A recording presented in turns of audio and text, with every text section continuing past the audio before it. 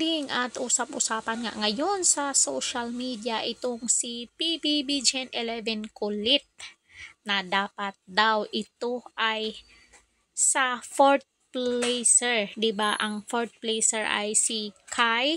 Dapat daw itong si Kulit ay nasa fourth placer. Ang sabi dito sa mga netizen, the fourth placer we never had. Ang inano nila ay si Kulit. Dapat ito si Kulit daw ang fourth placer, hindi si Kai.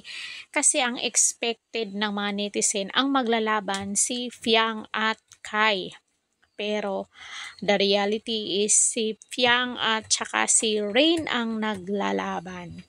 So, basahin natin yung mga comment. Kung sino pa yung walang pamboto, siya pa yung maingay. Paano kung maging big winner pa, edi mas lalo kang umiyak? Sabi ng mga netizen. 7 PM siya pinaka-highest. Sayang lang kasi binagsakan si Fiang last minute. Grabe no?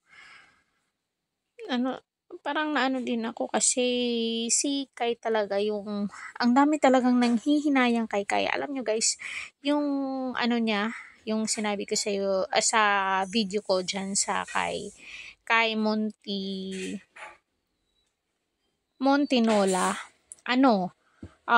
nasa 72 emoji, yung sad emoji na siya. Ewan ko lang ngayon, siguro nasa mga 100 sad emoji. Kasi nga, ang daming nalungkot dahil hindi si Kai ang nanalo. Tapos, ito bang ng netizen na nag-comment kay Kulit. Kung naging big winner na, kirig jud ka. Third placer si Kulit. Hoy, ti, humana. Bluetooth, hi, ate. Move on sa mga hindi matanggap. Ha, ha, ha. Deserve din naman ni Kai. Basta lahat ng mga big four sa PBB Gen 11 is deserve nila. Kasi, syempre, yan, pinagbutuhan ang big four. So sad lang kasi hindi sila nakakuha ng big winner ng PBB Gen 11. So yun lang mga kamarites ko. Sana nagustuhan nyo ang video to. Don't forget to like, share, and subscribe. Kung bago pa lang kayo dito sa ating channel, please hit the notification bell para updated kayo lagi. Corridor Official TV. Hanggang sa muli!